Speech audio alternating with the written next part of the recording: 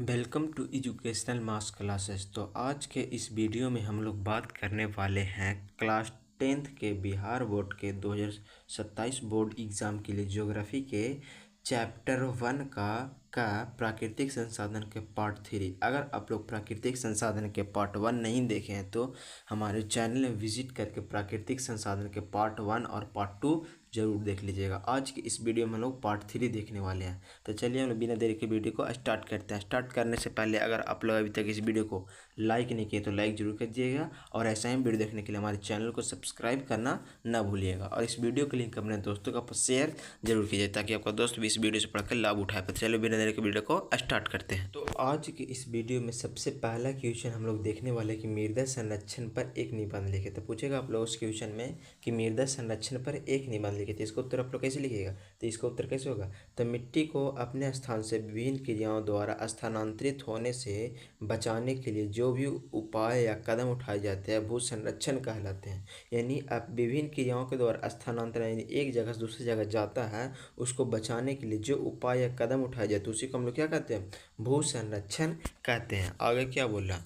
आगे बोल रहा है कि तीव्र वर्षा, तेजी हवाएं, हिमपानी एवं समुद्री लहरों, वनों की कटाई, अति पशुचारण, खनन, रसायन का अत्यधिक उपयोग से भी मिट्टी का क्षरण होता है। ये सब क्रिया से क्या होता है? मिट्टी का क्षरण होता है। अतः हम मानवों का यह परम कर्तव्य बनता है कि ऊपर वर्णित सारी गतिविधियों और घटनाओं पर यथासंभव रोक लगाए जाए। क्या लगाया जाए? रोक लगाए जाए। और रोक लगाया जाए साथ ही साथ आपस की बेकार पड़ी जमीन पर घास एवं पौधे उगाए जाए। आपस की जो भी बेकार पड़ा जमीन है उस पर घास एवं क्या उगाया जाए? पौधे उगाए जाए। फसल चक्रण के द्वारा मिट्टी का संरक्षण किया जाए। किसके द्वारा किया जाए? तो फसल चक्रण के द्वारा। फसल चक्रण किसे कहते हैं? तो दो खाद्य फसलों के बीच एक तेलहन या दलहन की फसल लगाने क्या कहलाता है? फसल चक्रण कहलाता है। आशा करते हैं कि आप लोग मृदा संरक्षण पर निबंध समझ में आ गया होगा। अब हम लोग क्वेश्चन देखने वाले हैं कि मृदा संरक्षण हेतु कोई दो उपाय बताइए। मृदा संरक्षण हेतु कितने उपाय बताने के लिए बोला? तो दो। तो मृदा संरक्षण के कोई दो उपाय का चाहिए तो निम्नलिखित है। पहला का देखते हैं, मजबूत मेड़बंदी बनाकर, जिसको हम लोग क्या कहते हैं? बांध बोलते हैं। मजबूत बांध बनाकर हम मृदा संरक्षण को रोक सकते हैं। दूसरा कौन सा हो जाएगा? भूमि को समतल करके। भूमि को समतल करके हम लोग क्या कर सकते हैं? मृदा संरक्षण को रोक सकते हैं। आशा करते हैं कि अभी समझ में आप लोगों को आ गया होगा। अब हम लोग देखने वाले हैं कि भूमि निम्नीकरण की समस्या को निदान हेतु किन दो उपायों का उल्लेख किया जाता है।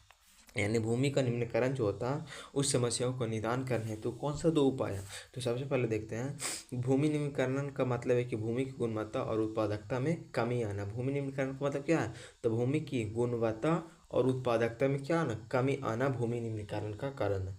दूसरा, तो भूमि निम्नीकरण की समस्या समाधान के लिए दो मुख्य उपाय वनों एवं चारागाहों को उचित प्रबंध करा के। भूमि निम्नीकरण को दो मुख्य उपाय का चाहिए तो पहले वनों एवं चारागाहों को क्या करा के? उचित प्रबंध करा के है। सबसे पहला वनारोपण से हम लोग भूमि निम्नीकरण को रोक सकते हैं। वनों की कटाई भूमि निम्नीकरण का एक मुख्य कारण है। यानी वनों की कटाई से भूमि निम्नीकरण बहुत ही ज़्यादा होता है। पेड़ लगाने से मिट्टी का हवा और पानी का कटाव से बचाया जा सकता है। अगर हम लोग पेड़ लगा लेंगे तो हवा और पानी जो मिट्टी काटते हैं उससे भी क्या हो सकता है? तो बच सकता है। अब हम लोग देख रहे हैं दूसरा कि चारागाहों को उचित प्रबंध करवा के। चारागाहों को उचित प्रबंध करा के तो पशुओं को अनियंत्रित रूप से चराने से वन नष्ट हो जाते हैं। पशुओं को अनियंत्रित रूप से चराने से क्या होता है? तो वन नष्ट हो जाता है, जिससे मिट्टी का कटाव बढ़ जाता है। जिससे मिट्टी का कटाव क्या होता है? बढ़ जाता है। और चारागाहों का उचित प्रबंध करके भूमि का निम्नीकरण को बचाया जा सकता है। आशा करते हैं कि आप लोग भूमि निम्नीकरण के दो प्रमुख उपाय भी समझ में आ गया होगा। अब हम लोग आगे देखने वाले हैं। आप देखने वाले कि समुच्च कृषि से आप क्या समझते हैं? समुच्च कृषि से आप क्या समझते हैं?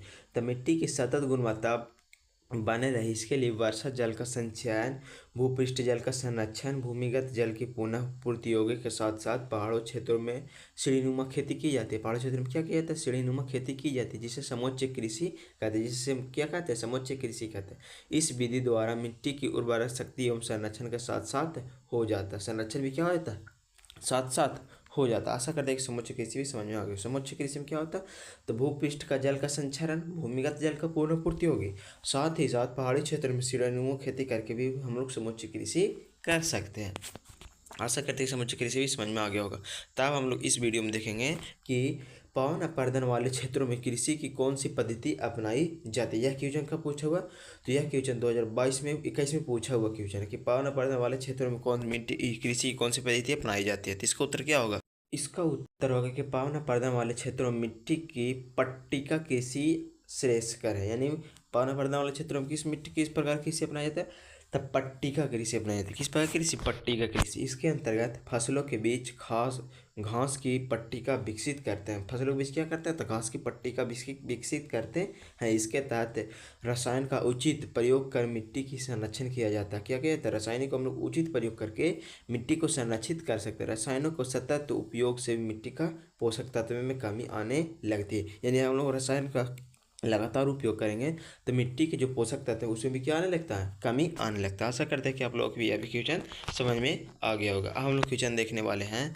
क्वेश्चन क्या बोल रहा है कि भारत के किन भागों में नदी डेल्टा का विकास हुआ है? यह मृदा की क्या विशेषता है? यानी भारत के किस भाग में नदी डेल्टा का विकास हुआ और यहाँ जो मृदा है इसकी क्या विशेषता है? तो इसका उत्तर देखेंगे। तो भारत को नदियों का देश कहा जाता है। भारत को क्या कहा जाता है? नदियों का देश कहा जाता है। फलतः नदी विभिन्न भागों में नदी डेल्टा का विकास हुआ है। उसमें से मुख्य उत्तर भारत का मैदानी क्षेत्र, पूर्वी तटीय मैदान एवं दक्षिण भारत के कुछ क्षेत्रों में विकसित हुआ। कहाँ का? तो उत्तर भारत का मैदानी क्षेत्र एवं पूर्वी तटीय मैदान और दक्षिण भारत के कुछ क्षेत्रों में विकसित हुआ। इन क्षेत्रों के मिट्टी में पोटाश, फास्फोरस और चूना जैसे तत्वों की प्रधानता होती है। इन क्षेत्रों की मिट्टी में किसकी प्रधानता होती है? तो पोटाश, फास्फोरस और चूना जैसे तत्वों की प्रधानता होती है। जबकि इसमें नाइट्रोजन एवं जैव पदार्थों की कमी होती है। इसमें की डेल्टा मिट्टी में क्या होता है? नाइट्रोजन एवं जैव पदार्थों की कमी होती है। अधिक उपजाऊ होने के कारण इस मिट्टी पर गहन कृषि की जाती है। यानी इस मिट्टी में क्या होता है? अधिक जब उपजाऊ होता है तो इसमें कौन सा कृषि की जाती है? तो गहन कृषि की जाती है। कौन सा कृषि? गहन कृषि की जाती है। आशा करते हैं कि यह भी क्वेश्चन आप लोग समझ में आ गया होगा। अब हम लोग अगला क्वेश्चन देखते हैं। अगला क्वेश्चन क्या कर रहा है? अगला क्वेश्चन कर रहा है कि फसल चक्र मृदा संरक्षण पर किस प्रकार सहायक है? यानी फसल चक्रण जो है मृदा संरक्षण पर किस प्रकार सहायक होता है? तो इसका उत्तर क्या लिखेंगे? तो फसल चक्रण दो किसे कहते हैं? तो दो धान्य फसलों के बीच एक दलहन की फसल लगाने की प्रक्रिया को फसल चक्रण कहते हैं। यानी दो धान्य की फसल जो होता है उसमें दलहन की फसल जो हम लगाते हैं इसी पर क्या कहते हैं? फसल चक्रण कहते हैं। फसल चक्रण के कारण मिट्टी में राइजोबियम नामक जीवाणु की वृद्धि हो जाती है। जब फसल चक्रण होता है तो क्या होता है? मिट्टी में राइजोबियम नामक जीवाणु की वृद्धि हो जाती है जिससे मिट्टी पुनः उपजाऊ बन जाता है। जिससे मिट्टी क्या हो जाता है? तो पुनः उपजाऊ बन जाता है। इस विधि के द्वारा समय के साथ साथ एक ही बार में कई तरह के फसल उत्पादित हो जाते हैं। फसल चक्र में क्या हो जाता है? तो समय के साथ साथ एक ही समय में बहुत सारे फसल की क्या हो जाती है? उत्पादित हो जाती है। आशा करते हैं कि फसल चक्रण भी आप लोगों को समझ में आ गया होगा। अब हम लोग देखने वाले हैं कि जलक्रांतता कैसे उत्पन्न होता है। जलक्रांतता कैसे उत्पन्न होता है? मृदा अपरदन में इसकी क्या भूमिका है? तो जलक्रांतता कैसे उत्पन्न होता है? मृदा अपरदन में इसकी क्या भूमिका? इसका क्वेश्चन आप लोग कैसे उत्तर लिखेंगे?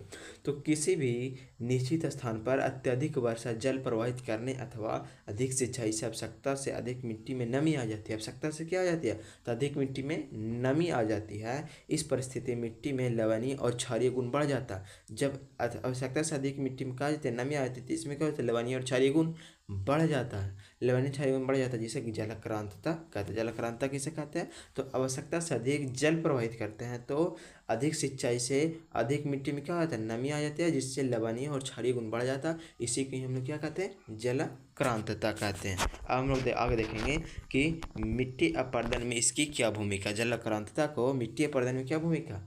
तो जलक्रांतता से मिट्टी की उर्वरक शक्ति समाप्त होने लगती है। जब जलक्रांतता होता है तो मिट्टी की जो उर्वरक शक्ति है क्या हो जाती है?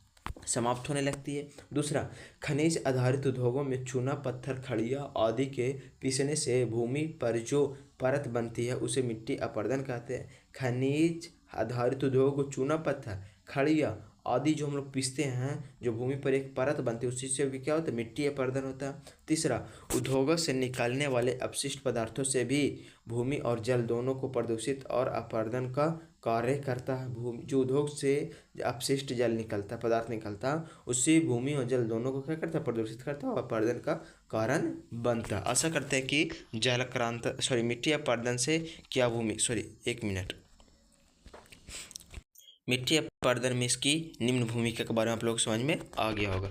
अब हम लोग देखने वाले हैं भारत में अत्यधिक पशुचारण होने के बावजूद भारतीय अर्थव्यवस्था में इसकी योगदान नगण्य है। स्पष्ट कर इसका क्वेश्चन का उत्तर आप लोग कैसे लिखिएगा।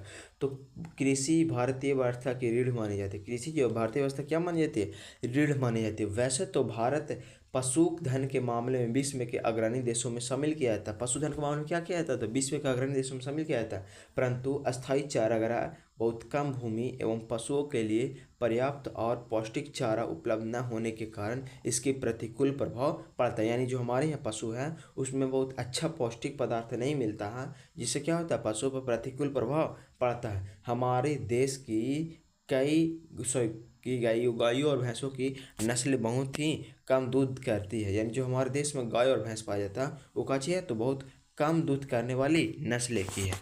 अब हम लोग आगे देखते हैं आगे कह रहा है कि विदेश में इन पशुओं को नस्ल अत्यधिक दूध करते हैं। जो हमारे देश में है सो कम दूध करने वाले, जबकि विदेश में अत्यधिक दूध करने वाले, तथा इनका रख रखाव हमारे देश के अपेक्षा विदेशों में अच्छी होती है।